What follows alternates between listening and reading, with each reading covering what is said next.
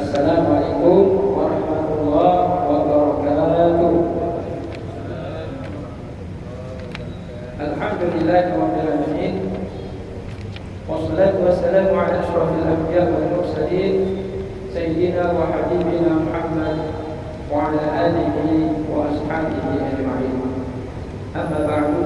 Rabbi shrah li sadri wa yassir li amri wahlul 'uqdatam min lisani yafqahu qawli. Rabbi zidni 'ilman warzuqni fahman. Amin ya rabbal alamin. Bismillahirrahmanirrahim. Jumpa lagi pasca hari raya Idul Adha. Mohon maaf lahir batin. Semoga yang tidak sempat korban tahun ini disempatkan Allah Ta'ala korban tahun depan. Amin ya rabbal alamin. Semoga yang tidak sempat haji tahun ini dihajikan oleh Allah Ta'ala tahun depan dan tahun selanjutnya. Amin ya rabbal alamin. Jamaah salat maghrib Masjid Baitul Azim yang dimuliakan Allah Ta'ala, kembali lagi kita kajian besok. Dalam hal ini masih belum selesai bab rahasia salat.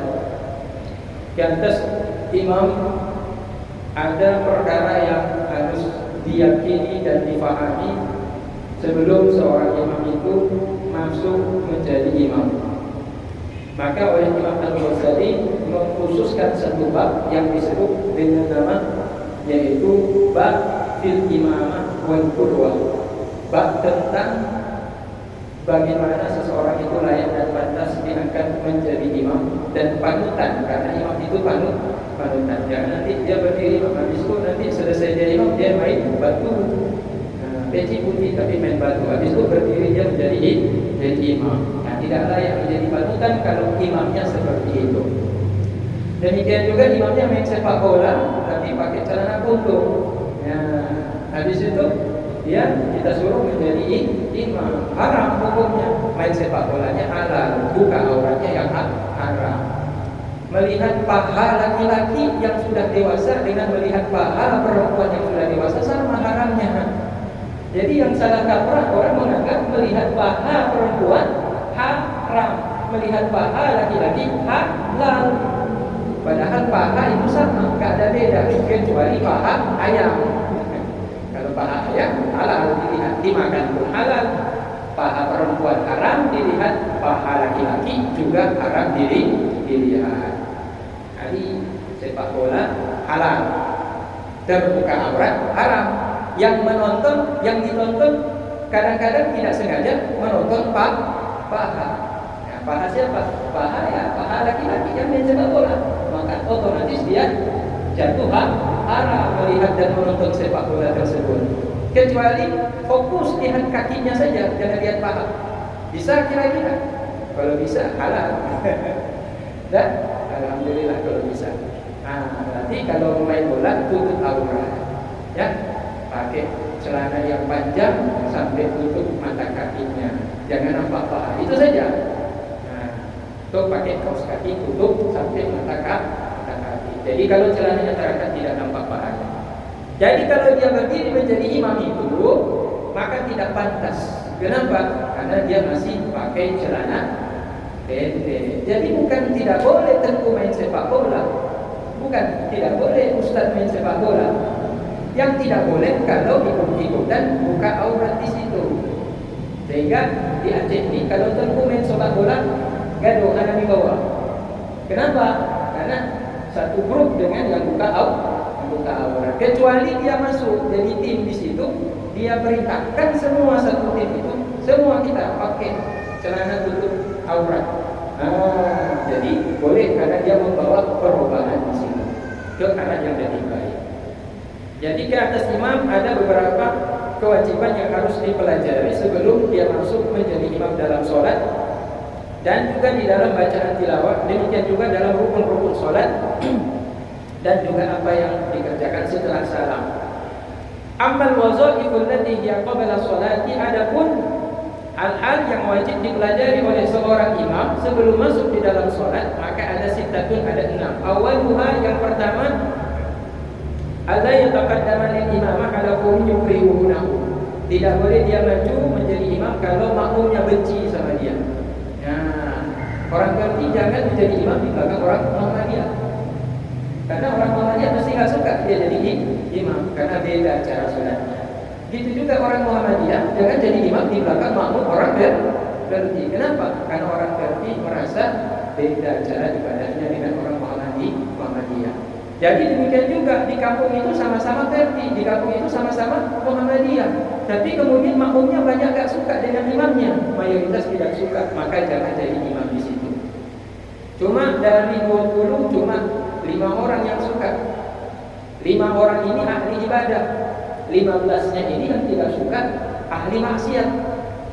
Kira-kira berdiri tidak kita jadi imam?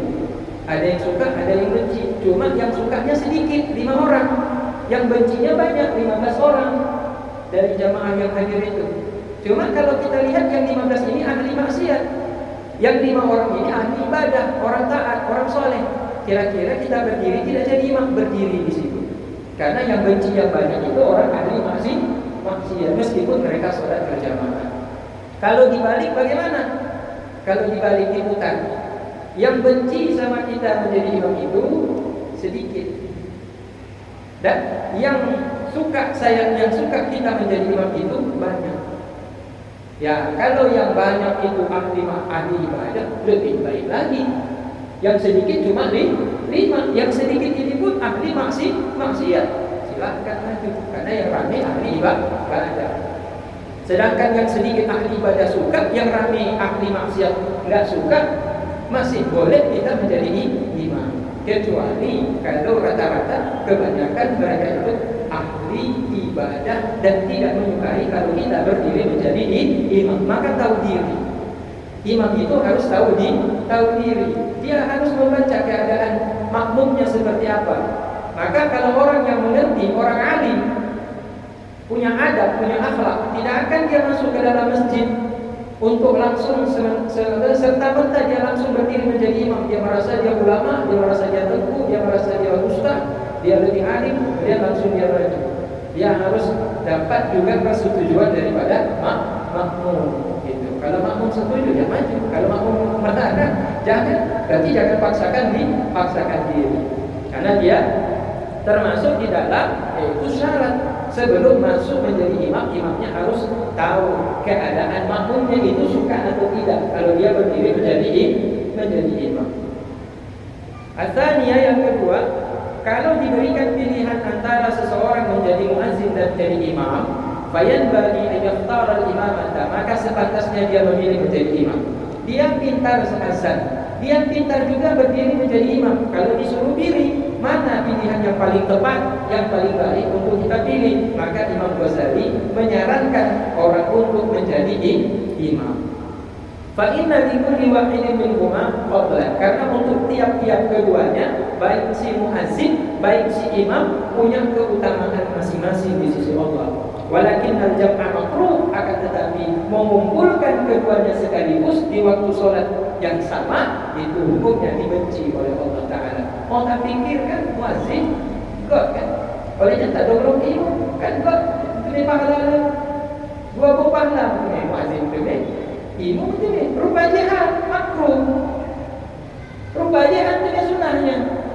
Kalau itu pahala malah dibenci oleh Allah Ta'ala. Bal yanbaghi an yakuna imam, bahkan sepantasnya adalah imam itu ghairul muadzin, janganlah si muadzin. Imam itu janganlah si muadzin. Kalau gitu bagi-bagi job, jangan apa namanya itu double job. Double job itu apa itu bahasa di pejabat-pejabat itu? Rangkap jabatan. Nah, makanya betul itu kalau dalam pemerintahan itu tidak boleh rangkap jabatan, dibenci sama Allah. Karena kenapa? Ajarannya dari sholat. Sholat itu sendiri tidak boleh rangkap antara imam dengan muadzin. Kalau tidak ada orang lain, yo cerita ada kata orang lain. Nah, Nyok cerita Cina orang lain. Ada orang yang bisa juga jadi imam, disukai juga sama makmum. Dia habis azan, dia berdiri juga jadi imam. Ya, rangkap jabatan, agak makruh, bukan sunnah jadi. Bukan sunnah mengumpulkan kedua perkara tersebut. Wa idza ta'adzara jam'u fal imamatu aula. Kalau tidaklah mungkin dikumpulkan antara imam dan juga makmum, maka memilih imam itu lebih utama daripada memilih menjadi muazzin. Kalau ada dua orang tidak mungkin dikumpul karena ada orang lain. Dua-dua bisa azan, dua-dua bisa berdiri menjadi imam. Kalau dikumpul kayaknya nggak usah lah. Nah, kita pilih yang mana? Maka pilihlah menjadi imam. Waqala qailuna al-adzan aula. Sedangkan sebagian ulama berpendapat bahwa azan haruslah yang lebih utama dipilih oleh seseorang yang mungkin memilih di antara kedua tersebut. Kenapa? Karena dia mendapatkan keutamaan azan. Liqaulihi sallallahu alaihi wasallam, dikarenakan sabdanya baginda Nabi Muhammad sallallahu alaihi wasallam, al-imamu dhaminun wal muadzinu muqtadinun. Imam itu penanggung jawab, wal muadzin, sedangkan si muadzin orang yang menyebabkan munculnya tanggung jawab imam. Imam itu penanggung jawab dalam sholat, makmum ditanggung oleh imam. Artinya salah tidak salahnya, sah tidak sahnya sholatnya makmum tergantung sah tidak sahnya sholatnya imam. Kalau imam tidak melaksanakan rukun dan syarat-syarat sah sholat, maka batallah sholatnya imam, otomatis ditanggung, otomatis sholatnya makmum juga berdampak tidak sah sholatnya. Siapa yang bertanggung jawab? Imam. Makmum bagaimana? Tidak sah sholatnya, ya tanggung imam, berarti imam yang berdosa. Cuma tanggung jawab imam tersebut, siapa yang menimbulkan munculnya tanggung jawab itu? Yang membuat munculnya tanggung jawab imam itu adalah muadzin. Jadi muazzinlah yang membuka, sehingga besarnya pahala imam karena dia mampu bertanggung jawab dalam menjaga kesahihan daripada sholatnya makmum. Pahala yang didapat karena dia mampu menjaga kesahihan sah sholatnya makmum itu muncul karena adanya azan daripada si muazzin. Maka karena itu berarti muazzin lebih utama daripada imam. Berarti kalau disuruh pilih antara imam dan makmum, mana yang lebih utama? Muazzin. Karena pahala besar daripada imam tidak akan didapat kalau tidak ada yang azan. Kira-kira ada sholat berjamaah tanpa azan? Ada, tetapi tidak mendapatkan keutamaan pahala sunnah azan. Boleh nggak sholat kalau kita langsung iqamah saja atau tanpa iqamah tanpa azan? Sah, dapat pahala jamaah. Cuma tidak mengikuti sunnah yang sudah disusun oleh Rasulullah sallallahu alaihi wasallam. Dan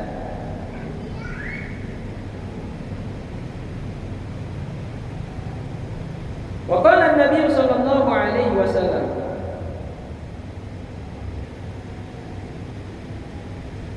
al-imamu aminun fa idza raka'a farka'u wa idza sajada fasjudu. Imam itu adalah orang yang diberikan amanah. Maka kalau seandainya imamnya itu ruku, maka ikutlah ruku kalian. Wa idza sajada fasjudu. Dan jika imam itu sujud, maka sujudlah kalian. Artinya ini menggambarkan perintah bahwa kita sudah menyerahkan kepercayaan kita kepada imam. Maka apapun yang dikerjakan imam kita ikuti. Imam ruku kita ruku, imam sujud kita sujud. Maka hukumnya orang yang mendahului imam haram hukumnya. Berdosa orang yang mendahului di dalam sholatnya itu lebih awal daripada gerakan-gerakan imam. Bahkan dalam hadis kata Nabi, kepala bisa berubah menjadi kepala hewan. Itu hukuman orang yang sholat lebih dahulu gerakannya daripada gerakan imam. Wa fil hadis, dan dalam hadis dikatakan Rasul, fa in atamma falahu wa lahu wa in naqasa fa alaihi la alaihi. Kalau seandainya imam mampu menyempurnakan sholatnya dalam berjamaah, maka dia mendapatkan pahala sholat dan pahala berjamaah. Demikian juga makmum mendapatkan pahala sholat dan pahala berjamaah. Tapi andai kata kurang sempurna sholat berjamaah yang dikerjakan oleh imam, maka dosanya dipikul oleh imam, tidak dipikul oleh makmum. Jadi bapak-bapak kalau ditanya enak mana, jadi makmum atau jadi imam? Ayo pilih. Jadi makmum, ya, lebih enak jadi makmum daripada jadi imam. Kenapa? Karena kalau menjadi imam, pahala dia dapat, pahala berjamaah dia dapat. Makmum juga sama.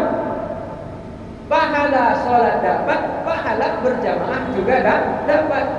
Cuma celakanya imam kalau tidak sempurna, dosanya dia tanggung, makmum tidak berdosa. Maka lebih enak menjadi makmum daripada menjadi imam. Ini menggambarkan lebih baik menjadi rakyat daripada menjadi wakil rakyat. Lebih baik menjadi rakyat daripada menjadi bupati. Betul tidak? Kalau bupati salah dalam mengemban amanah, yang berdosa rakyat apa bupati? Rakyat apa bupati? Bupati. Dosanya dipikul oleh bupati. Jadi bupati jangan melemparkan kesalahan itu kepada rakyat. Rakyat tidak berdosa, rakyat tidak bersalah. Kalau rakyat ini tidak mendapatkan kesejahteraan, maka yang tanggung jawab bupati, yang tanggung jawab gubernur, yang tanggung jawab adalah presiden. Dosanya ditanggung oleh si pemimpin-pemimpin tersebut. Maka kalau kita lebih baik menjadi pemimpin atau menjadi rakyat, lebih baik menjadi rakyat. Maka kenapa orang berlomba-lomba menjadi wakil presiden, gubernur, bupati, anggota DPR? Kenapa bapak-bapak? Karena dia merasa mampu, dia merasa sanggup. Untuk apa? Memikul dosa. Betul tidak? Betul tidak? Sanggup memikul dosa. Sama seperti saya berdiri menjadi imam, saya rasa saya sanggup memikul dosa. Kalau nanti salah, ya berarti saya tanggung jawab di hadapan Allah. Berapa jamaah hari ini malam ini maghrib ini? 60. Ada rukun yang enggak pas. Misal atau ada syarat, saya pakai pakaian kain yang ada kena kencing tikus tidak sah, ya udah batal sholat berjamaahnya. Apakah makmum berdosa? Meskipun tidak sah sholatnya, dosanya tidak dipikul oleh makmum. Jadi tidak perlu dikodok. Kenapa? Makmum tidak tahu. Ya, kalau makmum tahu wajib kodok. Ya, kalau makmum tidak tahu bagaimana? Tidak berdosa dan tidak wajib kodok.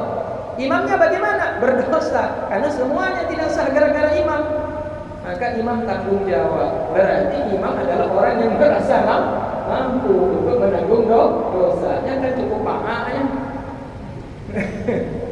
Ya, berarti kan bodoh namanya. Bahwa berdiri jadi imam itu bodoh sebenarnya. Karena dia mau menanggung dosa orang ramai. Nah, Bapak dan Ibu yang dimuliakan Allah Ta'ala, ini logikanya. Makanya kita ini lebih baik jadi rakyat daripada jadi pemimpin. Kalau sanggup menanggung dosa, bismillah. Gitu. Kalau nggak sanggup pikul dosa, jangan macam-macam, jangan coba-coba untuk menjadi wakil rakyat, jadi anggota DPR, jadi gubernur, jadi bupati, jadi presiden. Karena tanggung jawab di hadapan Allah Ta'ala besar. Kalau sekarang ya kita nikmati, walaupun kita tidak mengembang amanah rakyat itu, kita nikmati. Tapi di akhirat tak bisa kita melarikan diri. 1.000 rupiah, 500 rupiah ditanya sama Allah.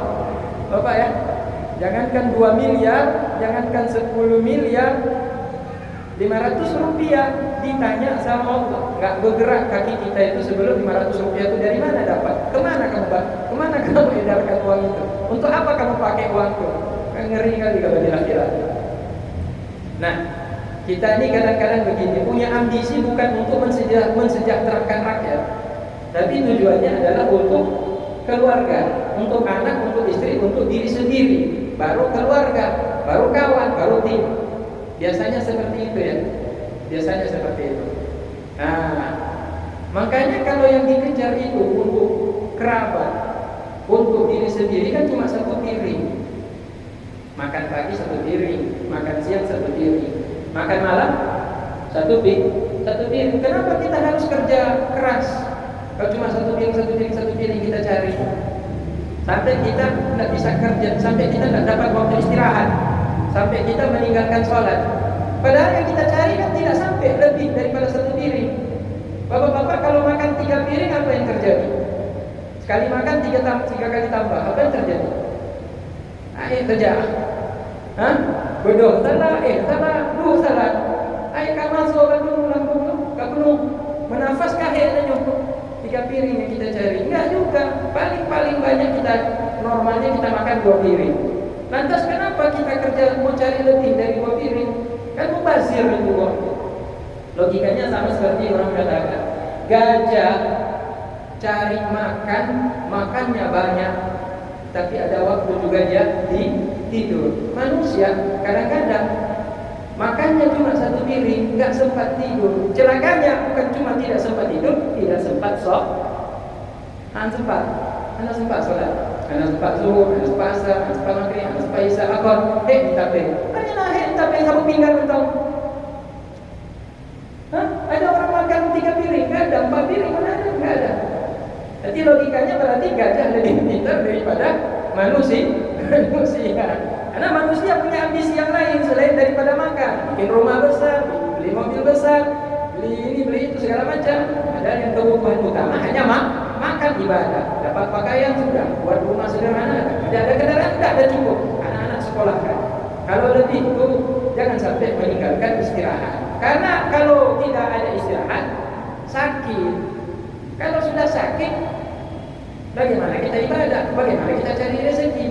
Maka dalam amalan sunnah Rasulullah SAW, kalau sudah masuk pukul 11 atau menjelang zuhur, 1 jam beliau tidur. Beliau tidur istirahat sebelum waktu sholat zuhur. Bilang qailulah itu, sunnah qailulah, sunnah tidur sebelum menjelang sholat zuhur. Supaya dapat apa? Supaya ada dicas tenaga kita itu. Untuk apa? Untuk bisa sholat, untuk bisa bekerja. Kadang-kadang enggak, kayak Bang Toyib, pergi pagi pulang malam. Padahal yang dicari cuma 1 piring juga. Nah ini kadang-kadang kesalahan kita dalam memahami tujuan dalam kehidupan. Padahal contoh itu sudah diajarkan di dalam sholat itu sendiri. Nah, kemudian jamaah yang dimuliakan Allah Subhanahu wa taala,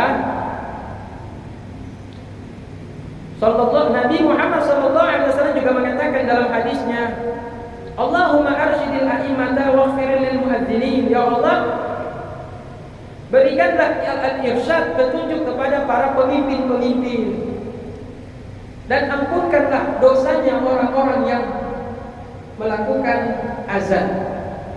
Jadi ini ada khusus doa untuk kedua-duanya.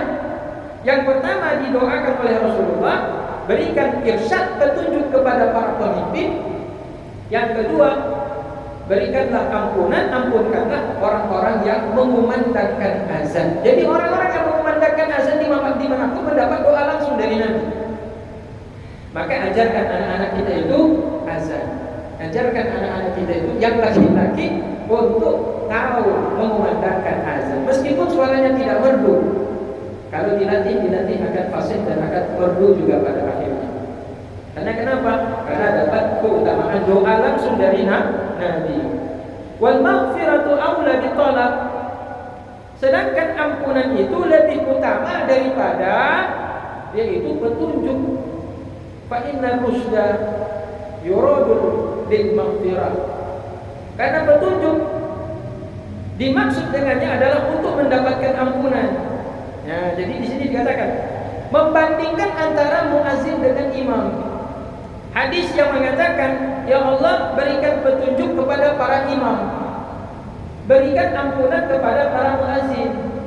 Yang satu Nabi doakan diberikan petunjuk, yaitu para imam. Sedangkan para muazin, kenapa doanya beda? Bukan ya Allah berikan petunjuk kepada para imam dan para muazin, tapi kenapa dibedakan oleh Nabi doanya? Untuk imam didoakan diberikan petunjuk oleh Allah, untuk para muazin didoakan diberikan ampunan oleh Allah. Oleh Imam Ghazali, beliau mengatakan mana lebih utama, petunjuk atau ampunan? Maka kata Imam Imam Ghazali, ampunan lebih utama daripada petunjuk. Ampunan Allah lebih utama daripada petunjuk. Karena orang yang sudah diberikan petunjuk, ujung-ujungnya juga minta ampun. Kan gitu kan?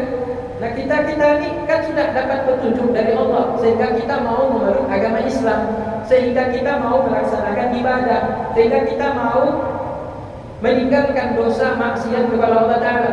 Tapi sekali-sekali kita melakukan kesalahan dan dosa, apa yang kita harap? Yaitu ampunan. Berarti ujung-ujungnya orang yang sudah mendapatkan petunjuk, ujung-ujungnya juga akan mohon mendapatkan ampunan. Maka lebih utama mana? Ampunan dengan petunjuk. Ampunan. Kalau begitu lebih utama mana? Antara imam dengan muazzin, lebih utama muazzin, kata Imam Ghazali. Jadi kalau nanti kita berdiri di satu saling tolak, ai kantong masih ai kantong imam lu masih nonton. Karena ada dalil yang mengatakan lebih kuat yaitu muazzin daripada imam. Nah ini khilafiyah, ini perbedaan, yaitu menentukan mana yang lebih utama. Tapi dua-duanya baik kalau mengumpulkan yang dibenci oleh Allah Ta'ala.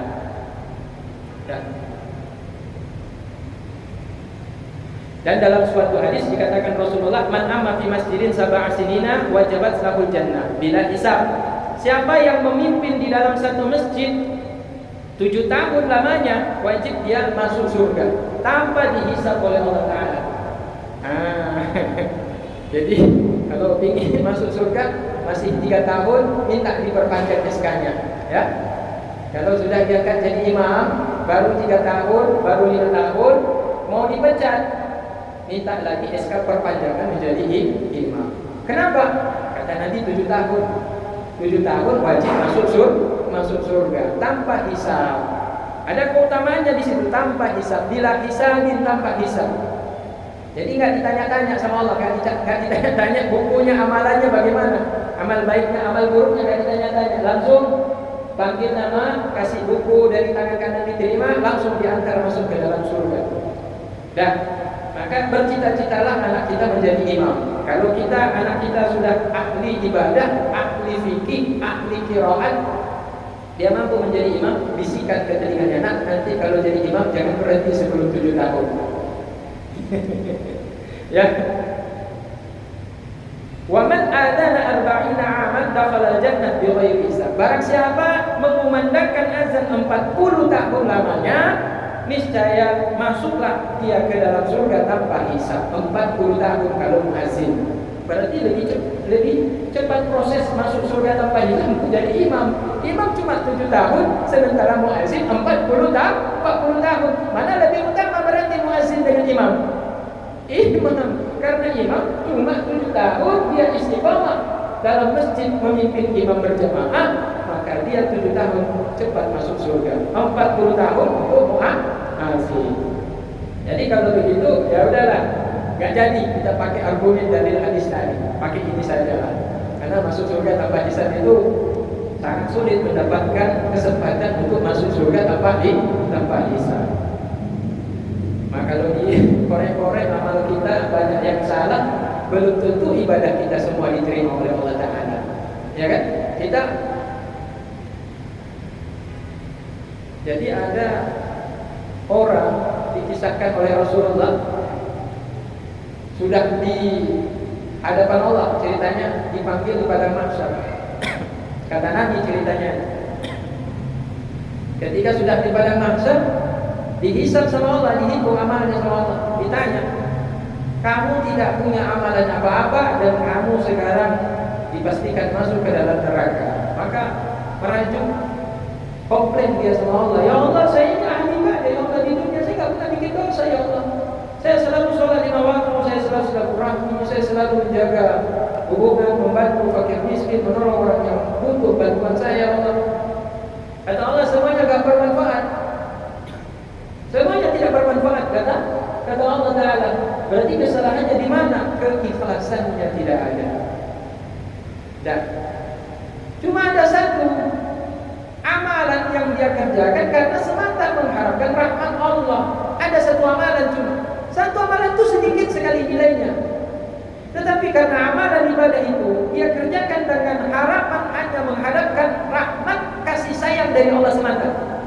Jadi tidak ada kesombongan dalam dirinya menganggap bahwa sholatnya, puasanya, zakatnya, hajinya, sedekahnya itulah amalan dia yang akan membawa dia masuk surga. Dia tidak pernah berpikir itu. Dia berpikir demikian.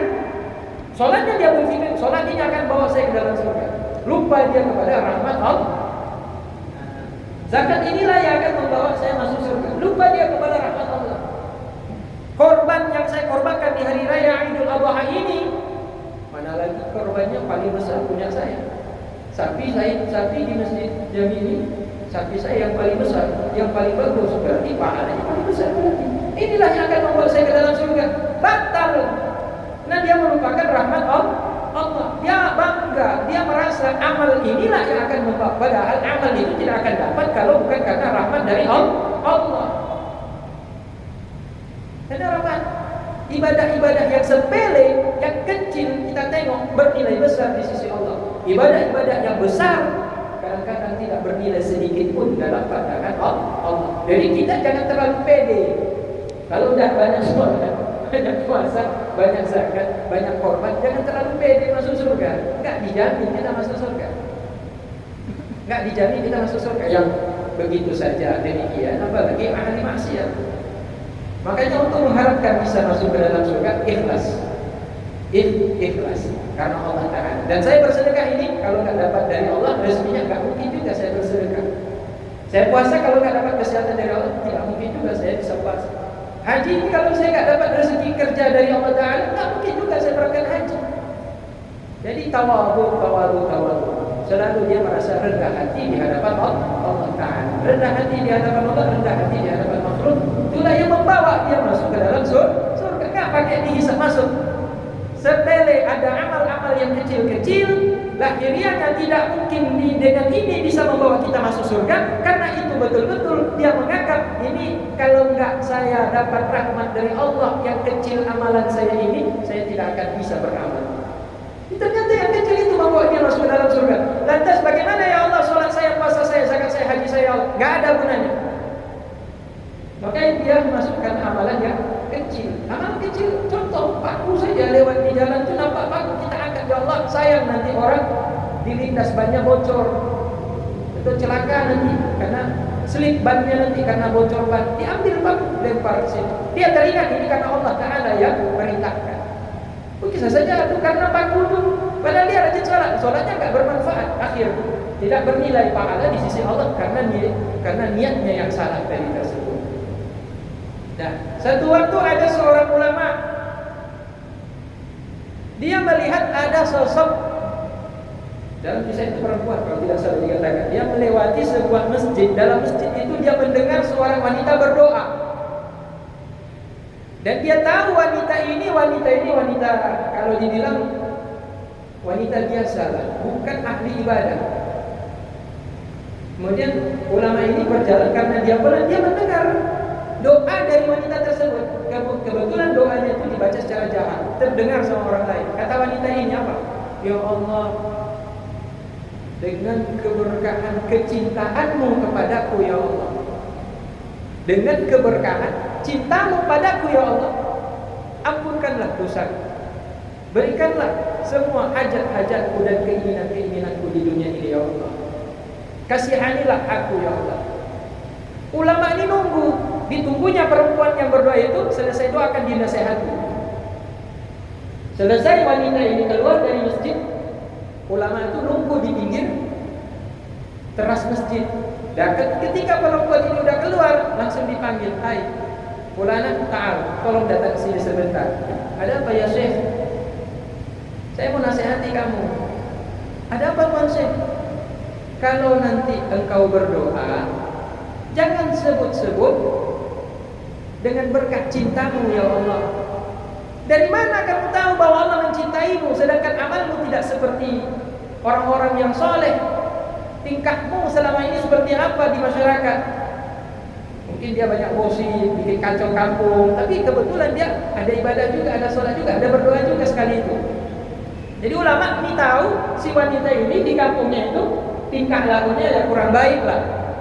Kok berani-beraninya dalam berdoa dia berkata, ya Allah, dengan keberkahan cintamu padaku ya Allah. Maka ulama ini menegur si wanita tadi, jangan bawa-bawa cinta Allah kepadamu. Kalau berdoa ya berdoa sajalah gitu. Ya Allah, ampunkan dosaku, ya Allah kasihanilah aku, ya Allah rahmatilah aku, ya Allah berikan bala-bala, minta terus sama Allah. Tapi jangan bilang-bilang begitu. Jangan bawa, ya Allah dengan keutamaan cintamu padaku. Apa kata wanita tersebut? Dijawabnya, kata wanita, wahai Tuhan Syekh, saya yakin kalau bukan karena cinta Allah kepadaku, aku tidak akan datang ke masjid ini. Maka saya yakin Allah cinta padaku. Wahai Tuhan Syekh, kalau bukan karena cintanya Allah kepadaku, saya yakin saya tidak akan sujud padanya di saat ini. Wahai Tuhan Syekh, kalau bukan karena cintanya Allah kepadaku, saya tidak akan memohon ampunan kepadanya Tuhan Syekh.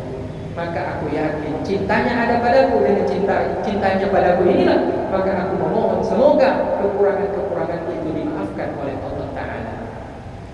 Jadi kita tidak mendapatkan amalan apa-apa kalau bukan rahmat dan kasih sayang cinta dari Allah Ta'ala. Maka terkejutlah Syekh tersebut, terdiam, kemudian dia mengatakan, asabati, benar, salah saya minta maaf.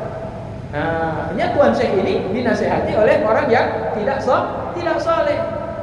Kadang-kadang begitu kejadiannya. Kita melihat secara lahiriah orang ini tidak baik, tapi dalam ibadahnya ternyata dipandang dia oleh Allah. Orang-orang yang terpandang ahli ibadah kadang-kadang gak digubris, gak dipandang oleh Allah Ta'ala.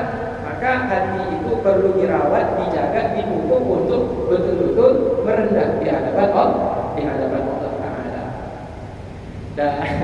Dan jamaah yang dimuliakan Allah Subhanahu Wa Ta'ala. Jadi tadi ya, kalau ingin masuk surga nggak pakai hisab, berdirilah jadi muazzin 40 tahun. 40 tahun.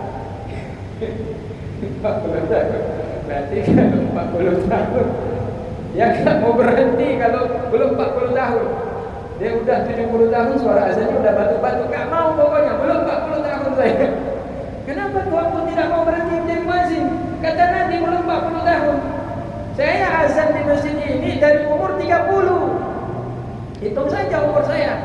Berarti umur berapa nanti saya stop? 40 tambah 30 tambah 40 berarti 70. Kalau udah 70 baru kalian boleh usir saya dari masjid. Jadi gitu. Ya, kalau punya cita-cita ke akhirat ya begitu konsisten. Tapi SK enggak, SK matikan saja ya. SK apa? Gaji apa? Yang penting saya enggak dapat hisab nanti. Masuk surga enggak dapat hisab. Itu cita-cita saya. Enggak dapat gaji enggak apa-apa. Kasih aja sama imam utama, sama muazzin utama. Saya wakil ke 10 pun enggak apa-apa. Tapi kalau azan saya dikasih izin. Kan enggak mesti 5 kali sehari semalam. Kata Nabi yang penting azan 40 tahun. Azan 40 tahun berarti minimal dalam 5 waktu itu ada sekali di situ. Tidak mesti 5 waktu. Kalau nggak sempat zuhur ya asar, nggak sempat asar ya maghrib. Kalau nggak sempat maghrib ya isya, nggak sempat isya ya subuh. Minimal ada hadir jadi muazzin di dalam masjid. Nah kalau 5 kali saya semalam 40 tahun keok ceritanya. Ceritanya tak hati soalnya Pluton yang cukup berat. Tadi makruh.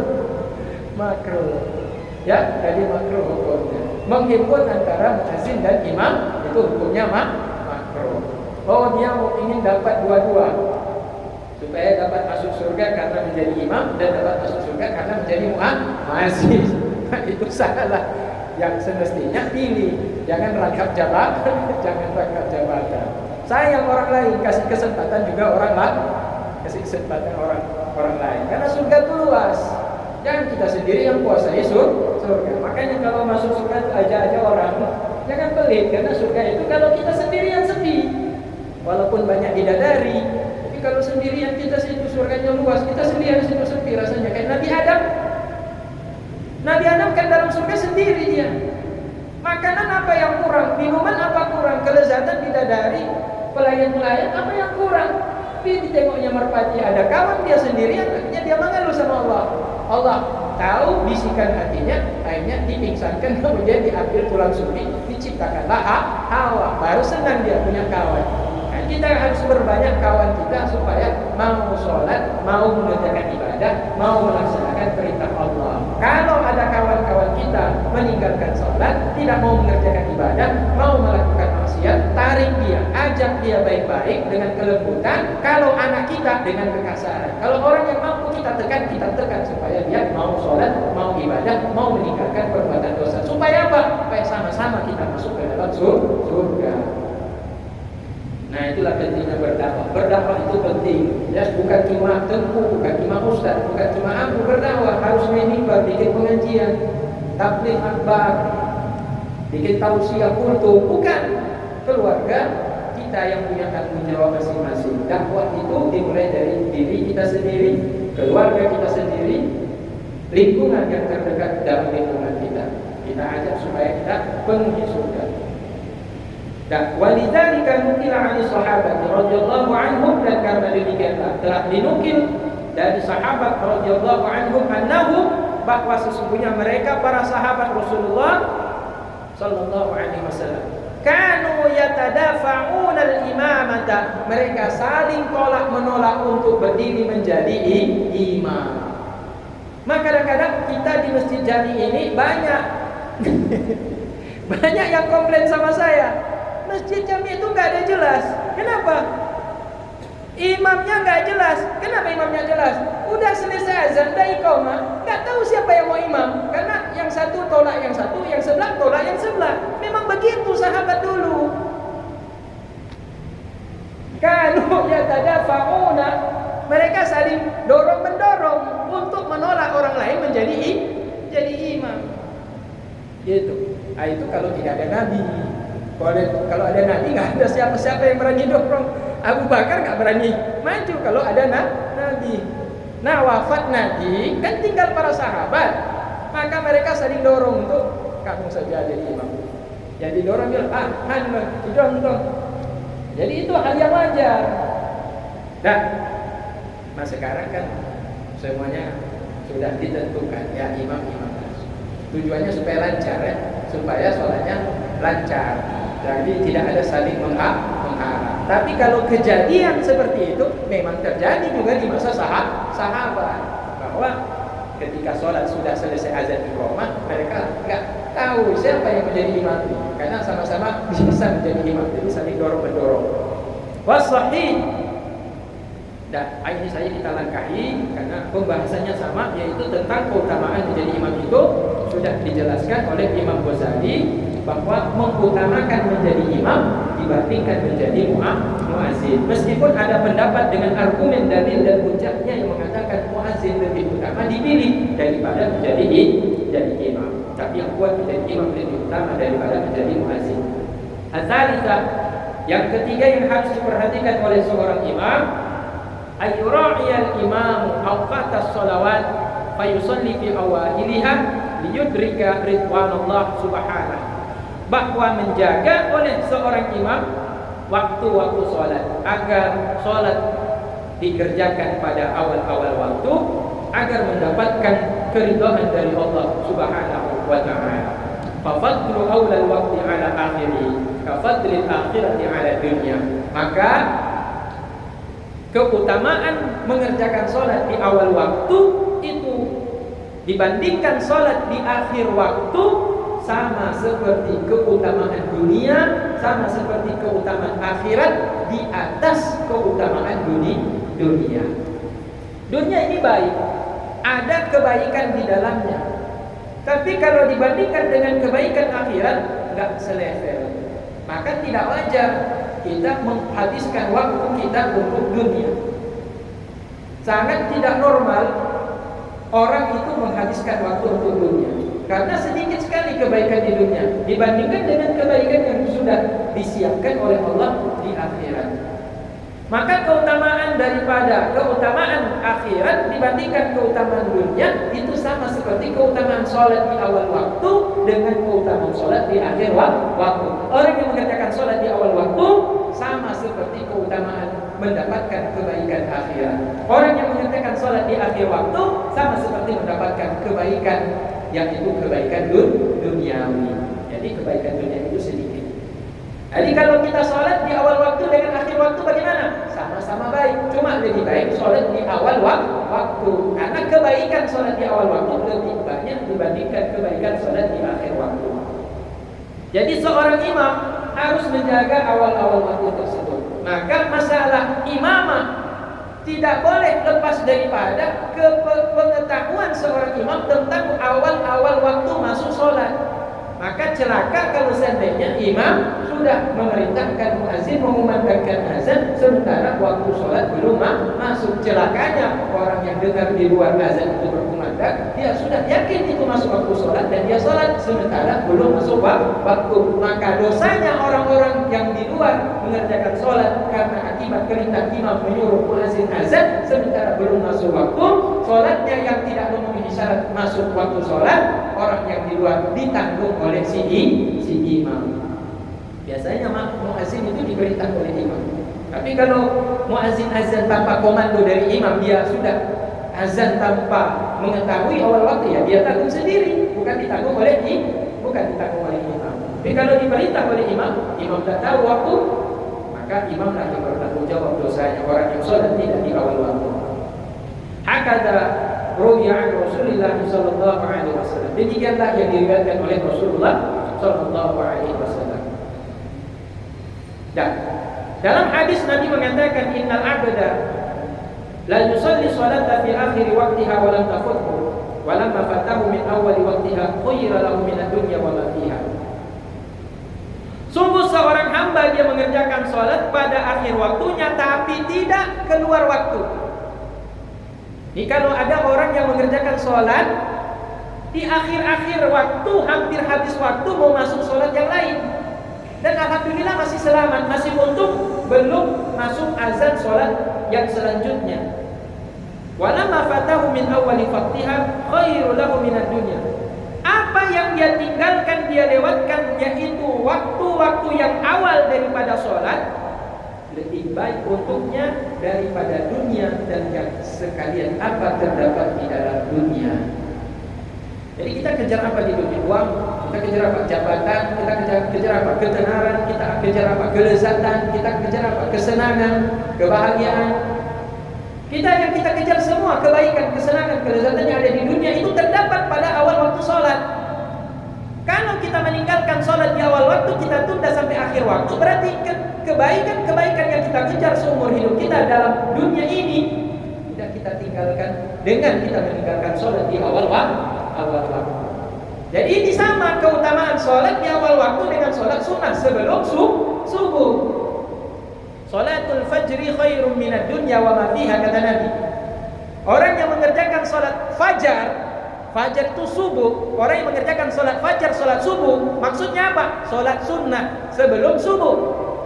Maka dia mendapatkan pahala, keutamaan lebih baik daripada dunia dan apa yang semua terkandung terisi di dalam dunia. Maka itu juga didapat di dalam sholat di awal waktu.